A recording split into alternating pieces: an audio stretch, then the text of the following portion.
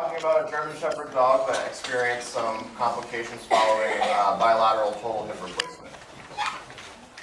Our patient is a 1-year-old castrated male German Shepherd who's actually a service dog for a Vietnam War veteran, and he presented to the orthopedic surgery service in August of 2013 for bilateral pelvic limb lameness.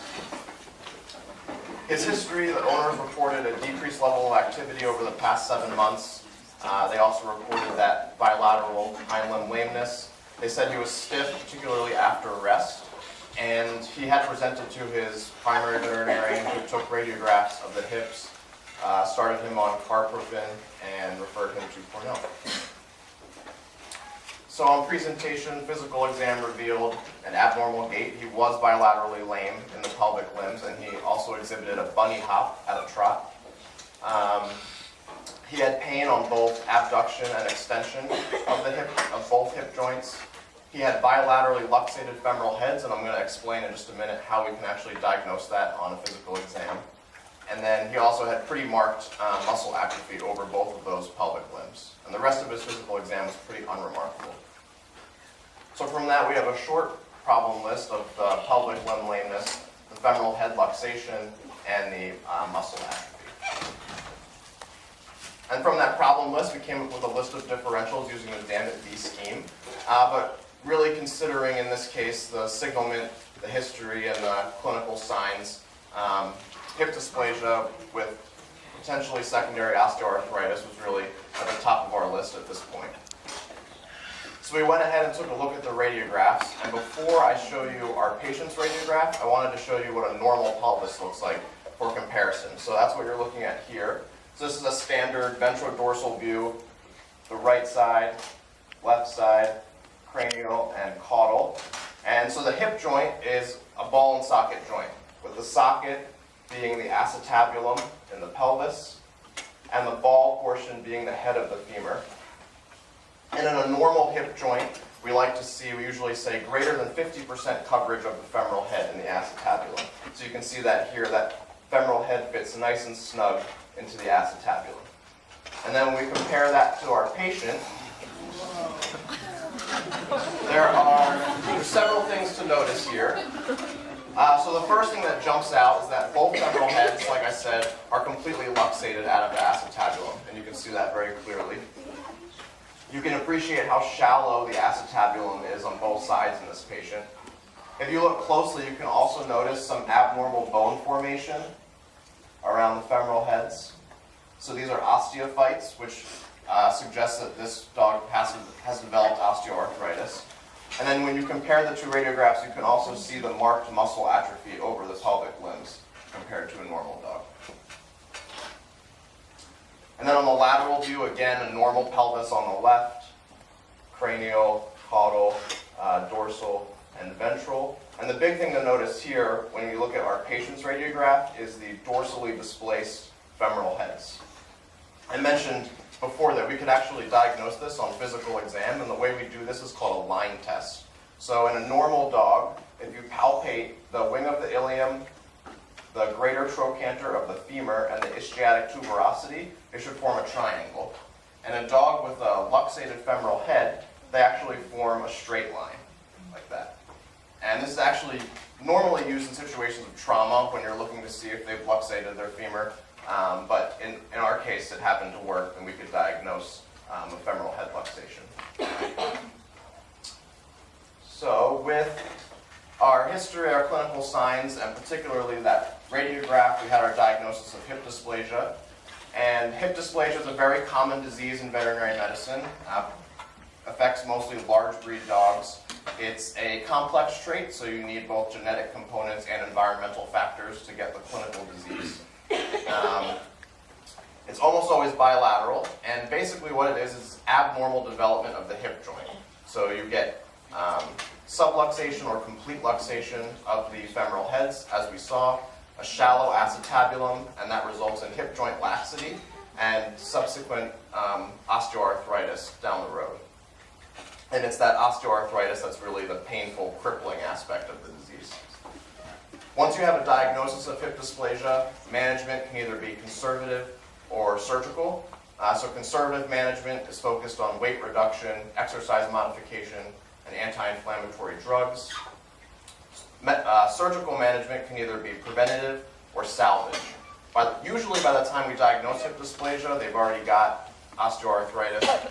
So most of the time we're talking about salvage procedures, but preventative procedures are reserved for younger dogs that haven't developed osteoarthritis, and these are the JPS and the TPO.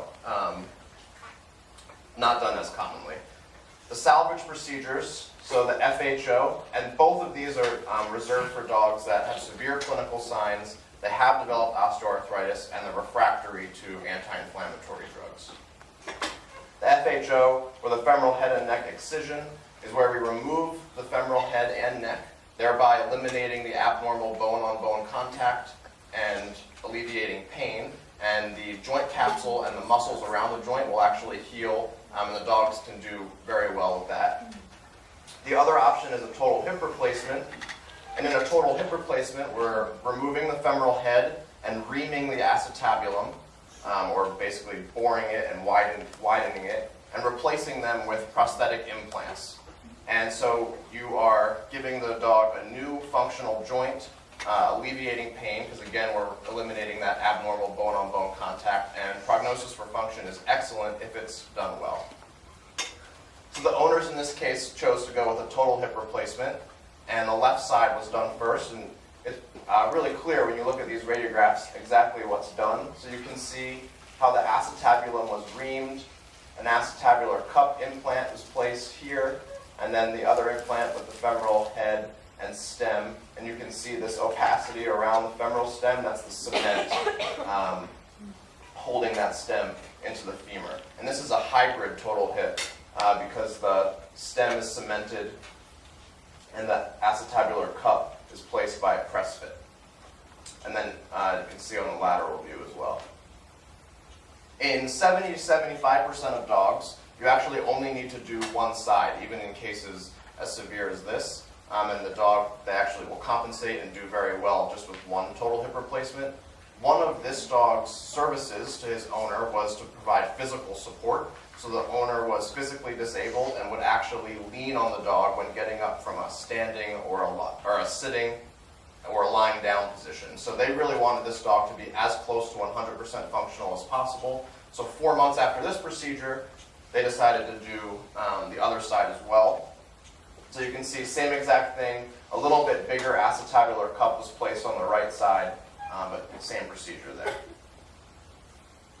So the outcome following the left side, the dog did very well, gradually regained function in that limb, and did not have any complications. However, on the right side, just 2 weeks post-op, we were still very lame, non-weight bearing. The owners reported a decreased appetite, and he had actually lost 4.5 kgs in just those 2 weeks. So he represented to the hospital, and at this point it was time for us to start thinking about potential complications. So with a total hip replacement, in the short term, intraoperatively you can fracture the femur. You can also nick the sciatic and get a sciatic neuropathy. Hip luxations almost always occur within about 4 weeks of surgery, so that's considered a short-term complication. Midterm, so infections can occur at any time following a total hip replacement. And then aseptic loosening of the implants can happen a little further down the road, usually anywhere from around 2.5 years all the way out to 10 years post-surgery. These are some photos. I didn't know where else to put them, but there's some photos from one of the surgeries. They actually let me do some suturing, and that might be why we're talking about complications. So the dog represented, like I said, we took radiographs, and immediately it was very clear what we were dealing with. So he had luxated his right total hip. And when you look at the two orthogonal views, you can see that the luxation is almost directly caudally. So now, why did this happen? Well, there's a couple possibilities of why a dog might luxate their total hip. The first one is surgical error, which is usually due to improper positioning of the implants. You can also have inappropriate post-op management, so if the dog is allowed to be too active, they can luxate their hip, and of course trauma can also do it. In our case, it was most likely due to improper positioning of the implants, and I'm going to show you on some radiographs why we came to that conclusion.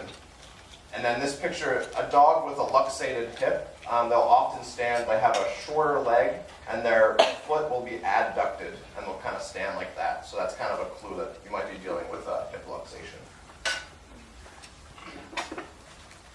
So here I'm showing you, on the left is the radiograph just right after the right total hip was done. So this is the radiograph you just saw right after we did the right side. And then the radiograph on the right is we went back in and we reduced the luxation and corrected it. So what you can notice here is that this acetabular cup before the luxation is a little bit retroverted. So in other words, it's kind of angled with the opening facing caudally, making this femoral head prone to luxating this way.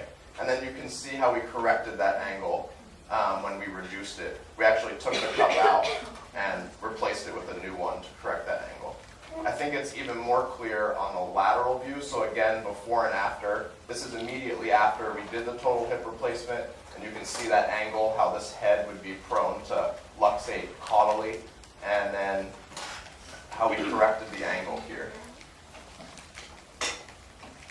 So following that surgery, patient did some physical therapy with Dr. Wachschlag, and he did very well all the way up until about 4.5 months after surgery. And he presented just for a routine recheck. He was still lame on that right hind limb. He would occasionally even be non-weight bearing, and we actually cultured staph infection in his skin. So we went ahead and took radiographs. So again, a before and after. So on the left is the radiograph you just saw immediately after we corrected the luxation, and then on the right is 4.5 months later. And the big thing to notice here is this line of lucency, or this black line. You can't see that pointer at all, but it goes all the way around the cement to bone interface. And this is consistent with infection or aseptic loosening. And I mentioned before that aseptic loosening doesn't normally occur until about 2.5 years after surgery. And then on top of that, we had just cultured a skin infection in this dog. So really we're leaning toward infection in this case. So, risk factors for infection with a total hip: increased surgical time. As you can imagine, all of this patient's surgery is pretty long, so that increases your chance of infection. There's also a study that showed that if you go into the same joint more than once, you're 5 times more likely to develop an infection. So because we had to correct that luxation, that was the second time we had gone into that right hip, so there was an increased chance of infection there. And possible sources of infection: intraoperative contamination, hematogenous spread, and local extension from a wound. So because we suspected infection, there really was only one option at this point, and that was to get those implants out of there. So we did an explantation. You can see, so on the right side, we went in, we removed the acetabular cup as well as the femoral head and stem. We actually had to make a window in the femur to remove all of the cement and get the stem out of there. So that you can see the cerclage wires that are left behind closing that defect. During surgery, we collected swabs of the implants in the bone, and they cultured positive for Pseudomonas. So this was an infection. And then, so now he essentially has an FHO on that right side. So from here, he still has the total hip on the left side. He's doing well, almost normal function there. There are still risks of complications. He's actually at an increased risk now of developing infection in that side because he had the infection on the other side. And he, of course, could still get aseptic loosening down the road. The right side, like I said, he now has essentially an FHO on that side, which will still allow for normal life, maybe not 100% function, but alleviation of pain and complications following an FHO are rare. I just spoke with the owners just a couple weeks ago, and he has not been cleared to return to all of his service duties yet, but that is the goal long term. Costs. So this is all of the procedures plus rechecks, physical therapy, etc. And this is even including some significant discounts, but you can see we're over $13,000. And this kind of brings me to my next point, which is hip dysplasia remains a very common and very frustrating disease in veterinary medicine, and it can be very difficult to treat and carries its risks, as we've seen. So it's really important that as veterinarians and future veterinarians that we really emphasize the importance of selective breeding in order to reduce the frequency of this disease. These are my selected references. I want to thank my advisors, Dr. Todd Hunter, Dr. McConkey, and Dr. Mazza. Dr. Travis was the intern when I was on orthopedic surgery with this case. I did some research in Dr. Boyko's lab on hip dysplasia genetics, so that kind of got me interested in the disease. The patient and his owners, my class, and of course my cat Rudy. Any questions? Yeah. You had mentioned hybrid total hip replacement. I was just wondering what you meant by that and why you chose that procedure. Yeah, that's a good question. So when you do a total hip replacement, there's basically two main forms of the procedure. The hybrid is where the stem is cemented into the femur and the acetabular cup is placed with a press fit into the pelvis.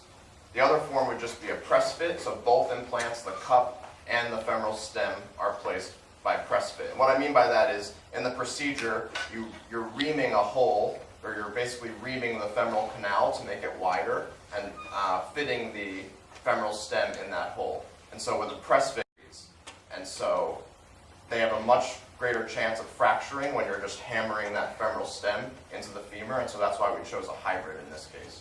I think Dr. Todd Hunter even says the only fractures he's really seen with a total hip replacement are Shepherd's. That I've created. Yeah. Have there been any studies to show where infections for surgeries come from? I don't know, why? Where do they come from? So I mentioned kind of the sources. So hematogenous spread is one, local extension from a wound is another one, and then intraoperative contamination. So those are all really possibilities. Well, I guess the intraoperative contamination is my question, because the other two are kind of out of control. Yeah, and so with that, that's actually kind of a, I don't know if it's controversial, but it's a topic of research because we almost always culture in the joint during surgery. Right before we close, we take a swab just to check. And they've actually done studies that show that if those cultures are positive, it's not a significant correlation with infection down the road. So actually our patient, when we did his right side, he did culture positive for Pseudomonas immediately when we did the original total hip replacement, but studies have shown that that's not really clinically significant, so we didn't really make much of it at the time. So it's really hard to say with intraoperative contamination, if that makes sense. The rough rules of thumb are time, crash, and trauma, right? So longer than an hour or two, if you put a lot of hardware in, you decrease the body's resistance to infection. The anesthesia, you decrease the body's resistance to infection. If you multiply the number of surgeries, you increase the risk. And we can never completely sterilize the skin. Although we cover the skin and we put antiseptics on it and things, when you cut through the edge of the skin, you're cutting through the follicles, and there are always going to be bacteria around, and there's always a possibility of bacteremia. I think we're just lucky that for what we do in surgery, the number of infections we get are relatively small. Now, having said that, of course, tomorrow we'll have an infection. One of the take-home messages from this whole thing is that surgery carries risk. So don't have an elective surgery if it doesn't need to be done, is what it boils down to. Is this dog going to be on like fibrotin and meloxicam or something for its whole life? I don't think it'll be on pain medications for its entire life, but certainly following the procedures, it was on pain medications and antibiotics. Yeah. When that surgery goes well, you'd be surprised how well those animals walk. The next day they stand up and walk around. And if you know people who have had total hips, unless it's a traumatic hip that they've had to have, a fracture or something, elective total hips, they're so painful to start with that the pain medications work very well and they walk very well after the surgery. Joanne, on the last point about risk, have there been enough of these done so that there's a complication rate that you can indicate to people what the likely complication rate would be? There are, yeah. Yeah. So the paper I used was from 2005, so it's not the most probably recent, but they say anywhere from 4 to 11% of total hip replacements will have a complication, and then each complication they report individual rates. Like I think infection is like anywhere from like 1 to 4 point something %, etc. But overall, between 4 and 11% will have some kind of complication, and that's almost 10 years ago now. So I imagine that it's probably lower at this point. Yeah. Do you happen to know what the value of this type of service would be? Like monetarily? Yeah, I know they spend a lot of money training us. No, I have no idea. Service dogs like that probably cost between $50,000 to $30,000. Yeah, I was going to say 10. Depending on the company. To get them to the point where you can where they're trained. 10's the number I've heard, but This dog actually, a lot of that 13,000, as a matter of fact, I think over 10,000 of it was raised via donations. They actually set up this whole social media thing. This dog has a Facebook page. So he became kind of famous, and they raised a lot of money that way. All right, thank you.